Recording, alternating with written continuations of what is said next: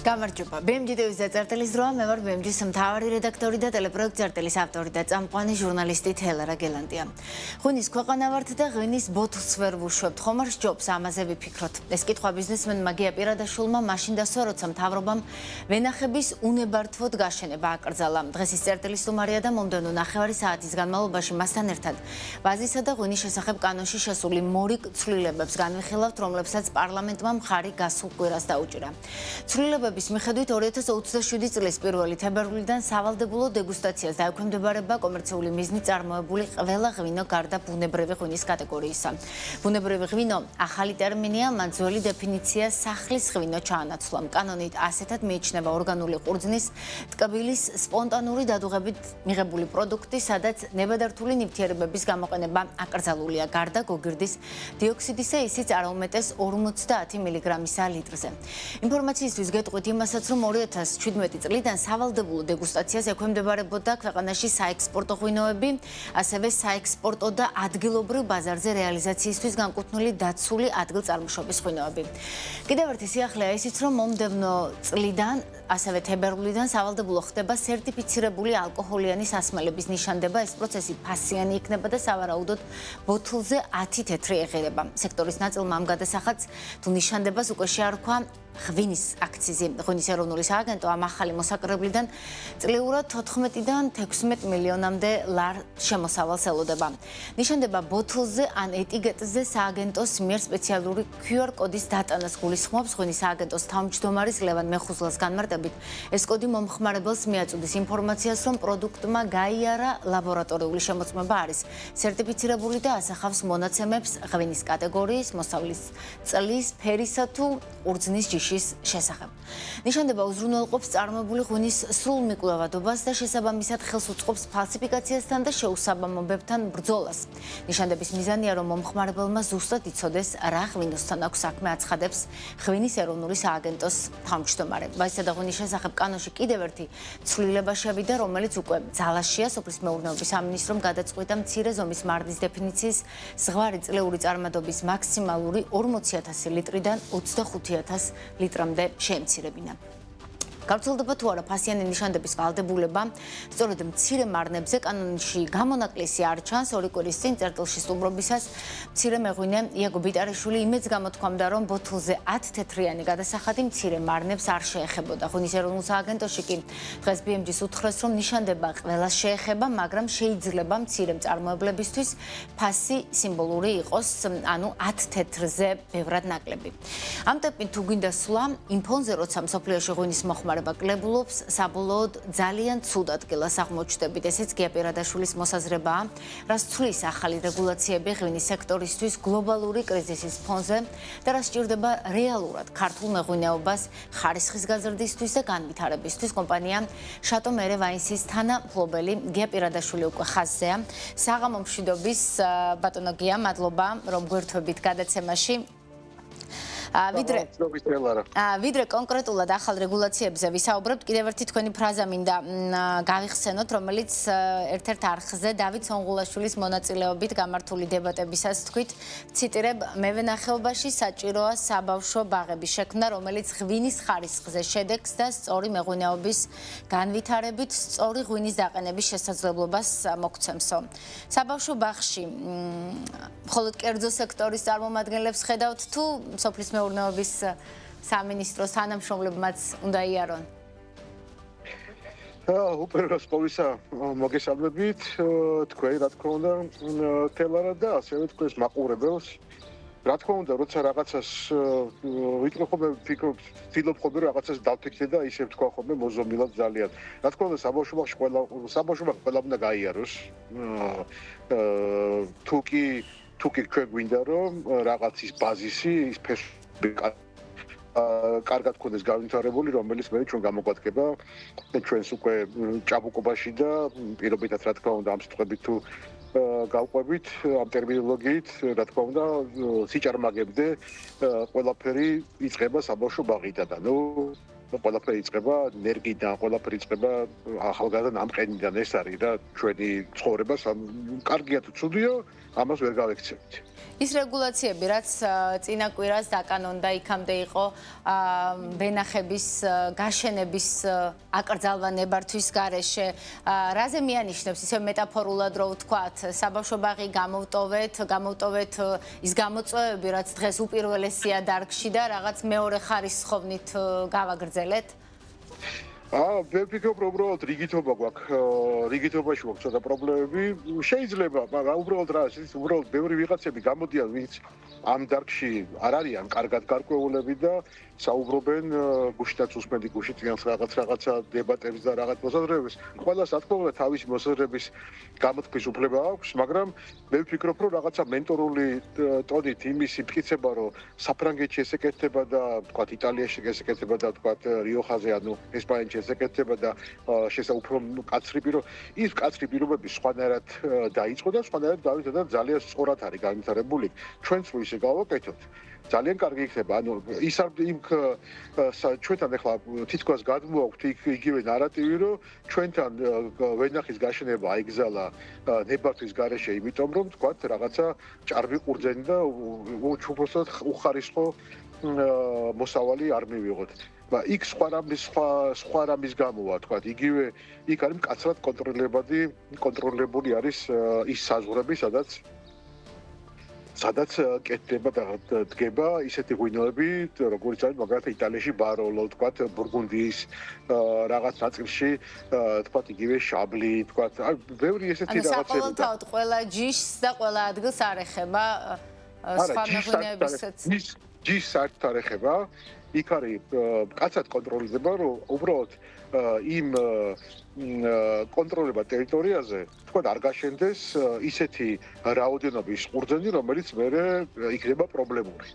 არა მარტო რაოდენობრივად, არამედ ხარისხობრივადაც და სხვა რამეს იგივე როგორც არის პორტვეინის ინსტიტუტი, თქვა პორტოში, რომელიც მდებარეობს, ისინი თვითონ ჩადიან ყველა პორტვეინის წარმომადგენლებთან და წარმოებლებთან და ადგენენ იმ კვოტას, რომელიც თავისი სპეციალური მარკირება აქვს და ძალიან მკაცრად გასაზღვრული რაოდენობები, იმიტომ რომ შეიძლება პორტვეინი აწარმოოს, თქვა 200-მა კომპანია, მაგრამ ამ 200 კომპანიიდან ზოგს ჰქონდეს ზოგის პორტვეინი იყოს, თქვა ზოგს ჰქონდეს პორტვეინად წარმოების საშუალება, უფლება ჰქონდეს, თქვა 5000 ბოთლის და ზოგს ჰქონდეს, როცა ეკრება და როცა მას ღვინომასალები აქვს დაახლოებით 20000 ბოთლის პირობითად, ხო? იმას შეიძლება მარტო 5000 ბოთლის წარმოება, იმიტომ რომ მან დააკმაყოფილა ამ 5000 ბოთლის რაოდენობის ის ღვინო გემოვნურათაც და ყველანაირად. ნახოთ, ეს რეგულაცია რას მოიტანს, ალბათ ერთი წლის შემდეგ, როცა მოვიკითხავთ, ან რამდენი ნებართვა გაიცა, ან იყო თუ არა საერთოდ მოთხოვნა, მიმართვიანობა სამინისტროში გამოჩნდება შედეგებიც პირველადი. მოდი ვისაუბროთ ბოლო კვირას ბოლო ცვლილებებზე, რაც შევიდა ვაზისა და ღვინის შესახებ კანონში. ერთ-ერთი არის სავალდებულო ნიშანდება, რომელიც იქნება ფასიანი. კანონ პროექტში ეწერა განმარტებით ბარათში, რომ სავარაუდოდ 10 თეთრი ეღირება. მეღვინეების ნაწილმა ღვინის აქციზი შეარქვა ამ გადასახადს, თუმცა ღვინის სააგენტო ირწმუნება, რომ ეს მიკვლევადობისთვის და ფალსიფიკაციასთან ბრძოლისთვის არის საჭირო. თქვენ რომელ ბანაკში ხართ? ენდობით იზიარებთ სააგენტოს არგუმენტებს თუ თქვენთვისაც ეს გადასახადი გამოდის თავისი არსით? ეხლა გადასახადს სახელს არ დავუარქვე მაგას, არც აქციის და არც სხვა რამეს, მაგრამ უბრალოდ ვერ გავერკვიეთ ერთ რამეში, რომ ჩვენ ვიცოდეთ მიკვლევადობაზე, გასაგებია მიკვლევადობა სხვანაირად გადასახადის გარეშე შეგვიძლია გავაკეთოთ, ეს ერთი.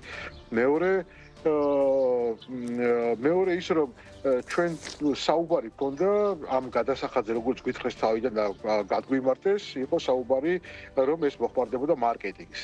ღვინის მარკეტინგს, რომელიც საჭირო იქნებოდა ქვეყნის გარეთ, რა თქმა უნდა, და მე ვფიქრობ ქვეყნის შიგნითაც, იმიტომ რომ ტურისტული ქვეყანაა, ტურისტული ბიზნესი საკმაოდ უნდა განავითაროთ კიდე ჩვენ არასაკმარისად განვითარებული და ანუ კარგად უნდა იყოს მარკეტინგულად კარგი კარგი მარკეტინგული პროცედურები იყო შეტანებული, ამ რაც თქო მოითხოვს უამრავ ფინანსურ რესურსებს. მაგრამ ეხლა თუ მიკვლევადობაზე საუბარი, ეს სხვა მიმართულება და სხვა პრობლემის გადაჭრა არის. რაც შეეხება ნებისმიერ რეგულაცია აფერხებს ბიზნესს. ეს არის აქსიომა. არავინ არ თქვას, თუნდაც ზოგიერთმა ბიზნესმენმა, რომ ბიზნესი ითხოვს რეგულაციებს. ბიზნესი არ ითხოვს რეგულაციებს, არა და ნაკლები რეგულაციების და თავისუფალი ბაზრის შემთხვევაში ვითარდება ყველაფერი, ისევე როგორც ფინანსური სფერო, ასევე სხვადასხვა დარგობრივი ნაწილი ეკონომიკის, ეს არის რა ვიცი, ბაზის, რა ვიცი, საფუძველი, რომ რეგულაცია აფერხებს ნებისმიერ. თუმცა საბაზისო რეგულაციები ღვინის სექტორშიც არის, მაგალითად სერტიფიცირება, ხომ? ალკოჰოლური სასმელების როგორც ფინანსურ სექტორში. აი ნიშანდების ნაწილს რო დავუბრუნდეთ, აი თქვენ რა კითხვები გაქვთ? სამინისტრო ნახოთ დაახლოებით 14 თუ 16 მილიონს ელის შემოსავლის სახით და რა მიმართულებით დახარჯავს, მაგრამ ფაქტია რომ აი თქვენ რო თქვით რომ მიკვლევადობა სხვანაირადაც შეიძლებოდა, აი რა გზით? ანუ ეჭვი გეპარებათ მიზანში, რატომაც ეს შემოიღეს? ეჭვი მეპარება, მე უბრალოდ დარწმუნებული ვარ, რომ კარგად არ აქვს ეს ყველაფერი გააზრებული, კარგად არ არის დისკუსირებული ეს თემა.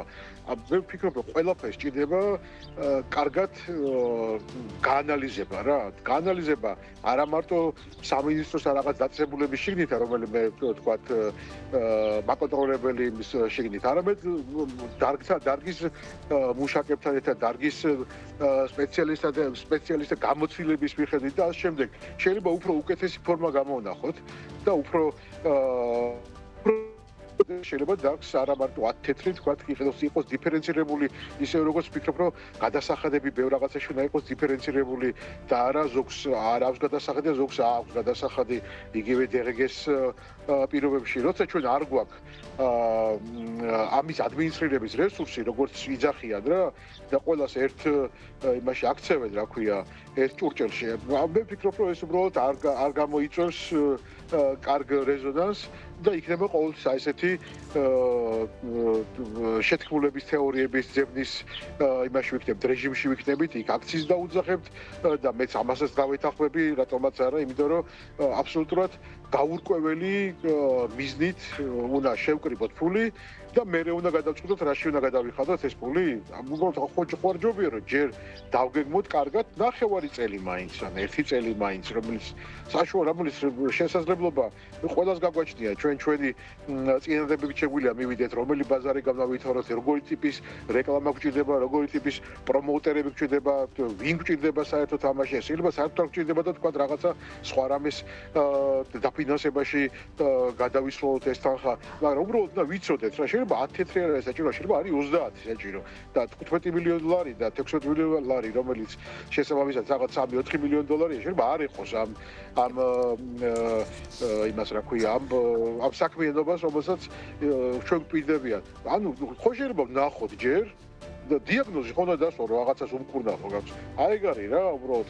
მე ვფიქრობ, რომ ეს სამინისტროს პოზიცია ის იყო, რომ კი ამ თანხას ისევ თქვენ მოგახმართოთ, რომ მარკეტინგისთვის გვჭირდება, ეს კი არ უთქვამს, ჩვენ ხარისხი გვინდა უფრო მეტად ხარისხიანი ღვინო მივიღოთ და ამით ვებრძვით ფალსიფიკაციის რისკებს გამოვრიცხავთ, მიკვლევადი გახდება ქართული ღვინო. თქვენ თქვით, რომ სხვა გზითაც შეიძლებოდაო, ეს აი რა გზით მოკლედ რომ მითხრათ?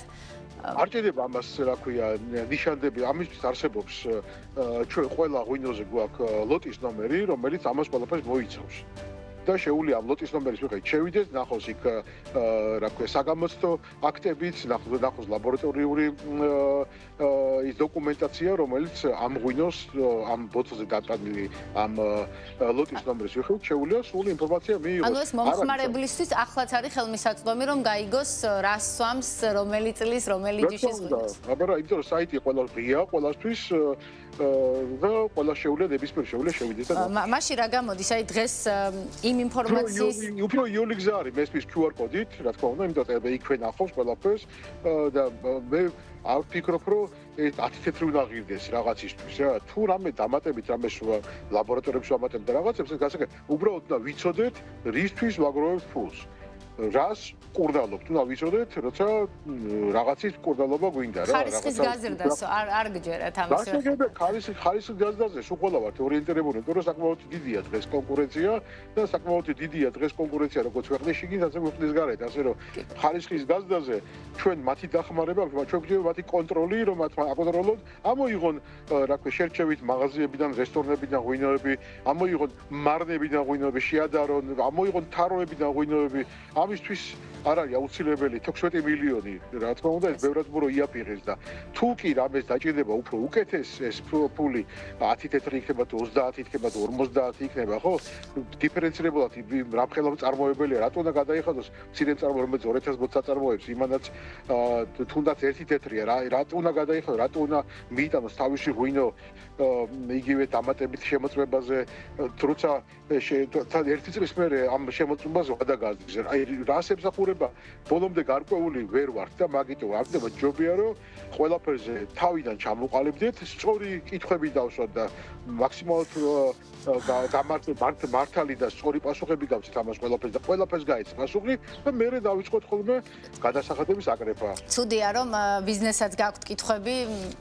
ახლა უკვე აღარაფერს ვამბობ, რომ მეც როგორც ჟურნალისტ ბევრი კითხვა გვაქვს, მაგრამ სამწუხაროდ არც მინისტრი, არც ლევან მეხუზლა BMG-ზე ვერ მოვიყვანეთ. ძალიან მოკლედ, აი შატო მერევაინსის მაგალითზე რო ვთქვათ, წლიური წარმადობა თქვენი ღვინოების დაახლოებით რამდენია და 2027 წლიდან, როცა ამოქმედდება ეს ნიშანდება, დაახლოებით რამდენით გეზრდებათ წლიური ხარჯი, რომელიც თქვენს შემოსავალზეც აისახება ალბათ და ბუნებრივია მომხმარებელსაც უფრო მეტის გადახდა მოუწევს, ხომ? ხო, ხა დიდი მცირე მწარმოებლისთვის ეს თანხა დიდ რეზონანსს არ იწვევს ფასის წარმოქმნაში. მართლა გითხრათ, ჩვენ ვაწარმოებთ დაახლოებით წელს გვექნება დაახლოებით 65,000 ლიტრი გვაქვს ჯამში, ან ორივე ბრენჯი, ჯანიანშიც და შატომერეშიც. მომავალ წელს ვფიქრობ, რომ რაღაცა ალბათ შეიძლება 10,000, თქვა 15,000 litrით მოიმატოს, ეს დამოკიდებული იქნება რა თქმა უნდა წლის მოსავალზეც. მე ვფიქრობ, რომ დიდათ ეხლა რო გითხრათ, ეს არის დაახლოებით 100,000 ბოთლი, ხო, პირობითად რო ავიდეთ 75,000 litre, 100,000 ბოთლია, ეს ნიშნავს, რომ 10,000 ლარით გაგვიზრდება ხარჯები. გასაგებია, შეიძლება 10,000 ლარით კი არ გეუბნებით, 20,000 ლარით დაჭირება მზად ვიყოთ, თავარია ვიცოდეთ, რაში იხარჯება ეს ფული. თუ ეს ფული დაიხარჯება სწორად მიმართული მარკეტინგული კამპანიის შემთხვევაში თანახმავართ და ორივე ხელით გერჩუნოთ გულწრფელად ეთქვა სამინისტროს, რომ აი ბიუჯეტში არ ყოფნის ფული და მოდით თქვენი მარკეტინგისთვის დაგვიმატეთ კიდე დამატებით 14-16 მილიონი. რატომ სირცხვილია ხოლმე რაღაცას ერთმანეთში ხარჯენა დაუდგეთ. ეხლა ისიც რომ თქვენთან არ იწერებიან იგივე ლევანიც და დათოც ძალიან სამწუხაროა, იმიტომ რომ მე ვფიქრობ, რომ საბოლოოდ ყველა მე თუ მივდივარ ახლა იმაში ჩემი რა ქვია ჩემი მოსაზრებებიდან მიუხედავად სხვა ეთერში რა თქმა უნდა ისიც მოვიდნენ ეს არაფერი მათ როცა ქონდათ თავისუფლება მე მრჩება ესეთი შთაბეჭდილება რომ არასდროს უარს არ ამბობდნენ უბრალოდ სადღაც ასე გადაწყდა და უწევთ ამ წესებს დაემორჩილონ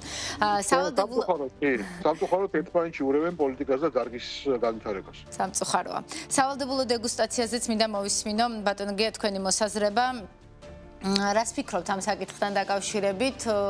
აქამდე დღემდე საექსპორტო ღვინოებს შეეხებოდა და ადგილწარმოშობის დასახელების ღვინოებს, რომლებიც ადგილობრივ ბაზარზე მიყიდებოდა. აწი შეეხება ყველას.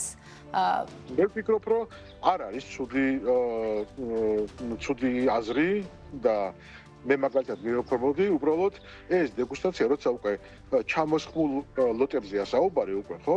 შეიძლება გამოხდეს ერთხელ, თქვა მერე უკვე სურვილი შემთხვევაში, წარმოებლის სურვილის შემთხვევაში, თქვა სანამ ამ ლოტს გახარჯავს და იყოს თქვა სხვა დროსაც, თქვა 1 წლის მერე, თუნდა 9 წლის მერე, თუნდა 2 წლის მერე, თუ მას დარჩენილი აქვს ეს ნაშთი, რომ მან კიდე ერთხელ გაიაროს, ვიცი ეს მართალი გითხრათ, ამაზე ბევრი არ მიფიქრია, მაგრამ მაგას არ ვეწინააღმდეგები, რომ ნებისმიერი ღვინო ეს რა თქმა უნდა გამორიცხავს, უფრო ნაკლები შანსი იქნება, არ გამორიცხავს ბოლომდე, მაგრამ უფრო ნაკლები შანსი იქნება ფალსიფიცირების და უფრო ნაკლები შანსი იქნება რაღაცა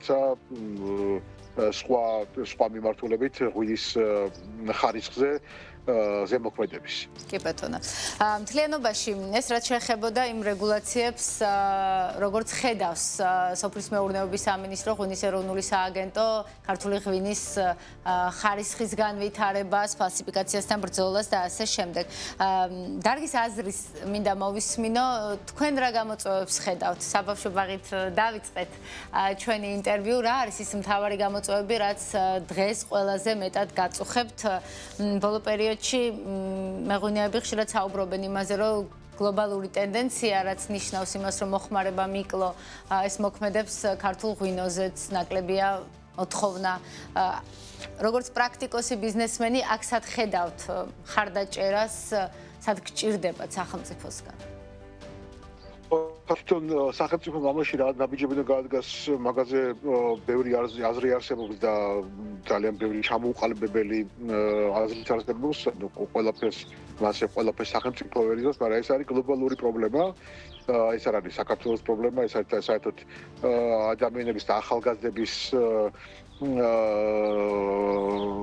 შეცდომაში იყვანა, მე ესე ვფიქრობ, იმიტომ რომ იქ ნებისმიერ თქვათ იგივე თუნდაც რაღაც სხვა ენერგეტიკულ სასწავლებლებზე ოდებერე სასარგებლოა და ესე მიდის მათი ძალიან ისეთი მძიმე რეკლამირება და ღვინოზე მიდის რომ თქვათ ერთი ჭიქაც კი მას აზიანებს თქვათ რაღაც ტვინის უჯრედებს და ესეთი აი ძალიან ფართო სოციალური რეკლამირების და სოციალური ინფორმაციის აი ეს აღრეული სოციალურ ქსელებში ესეთი ინფორმირების გამო იკლებს რა თქმა უნდა, მაგრამ მე ვფიქრობ ეს ყველაფერი დროებითია, რადგანაც ღვინოს ესეთი რამე ახასიათებს ღვინის ბაზარს, მკვეთრი ავარდნები და ამაზე დაბალი ნიშნულებით გვსმენია ჩვენ, შეიძლება არ შევსწრებივართ 60 წელს ამობენ და 61-ში საუკუნის რომ ასეთივე პრობლემა იყო, მაგრამ იქ რა თქმა უნდა სხვა მიზეზები იყო ამის გამომწვევი, მაგრამ დღეს იგივენაირი თქვა ამ გამოწვევის წინაშე თქვათ რომ მიდის სოფლიოში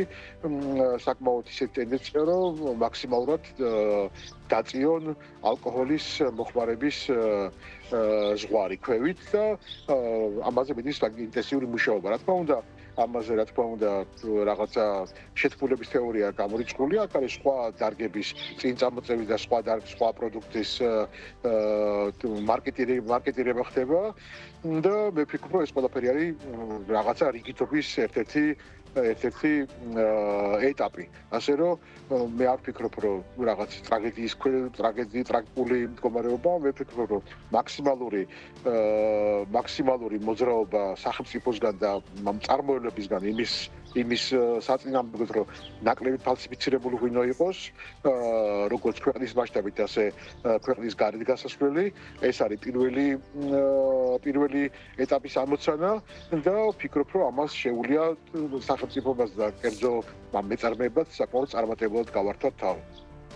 ბოლო დღეებში კიდევ ერთი კითხვა მინდა დაგისვათ, ჩვენი დრო აიწურება უკვე. გავრცელდა ინფორმაცია ბიზნესმენ მამუკა ფიფიას მხრიდან, ეს რუსეთში მოღვაწე ბიზნესმენია, რამდენადაც ვიცი, რომ 40-ზე მეტ ქართულ კომპანიას შესაძლოა რუსეთის ბაზარი ჩაეკეტოსო.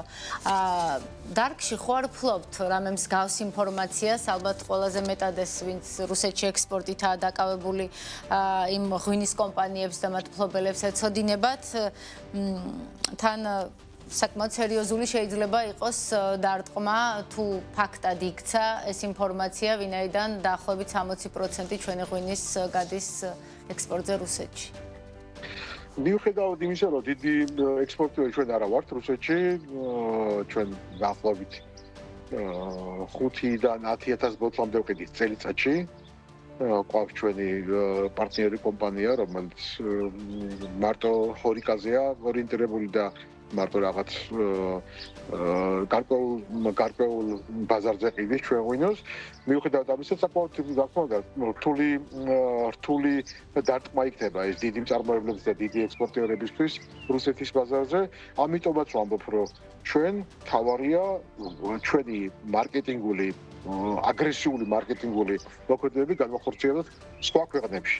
ეს არის ამერიკის შეერთებული შტატები, ეს არის ევროპის ბაზარი, ეს არის აღმოსავლეთ ევროპა აუცილებლად და ეს უნდა იყოს ჩვენი თავარი სამუშაო მიმართულება, იმიტომ რომ რუსეთი ყოველთვის იყო ესეთი ბაზარი, რუსეთი ყოველთვის იყო დიდი, მაგრამ ძალიან რისკიანი და არასანდო. რა თქმა უნდა, ყოველთვის ჩვენ ნებისმიერი ჩვენი დიდი პარტიებით გატანაც და პატარა პარტიებით, მცირე პარტიებით გატანაც რუსეთში ყოველთვის განვიხილავთ ხოლმე როგორც რაღაც პროექტი, იმიტომ რომ არასოდეს არ ქონდა იმედი იმისა, რომ ეს იქნებოდა სტაბილური ბაზარი.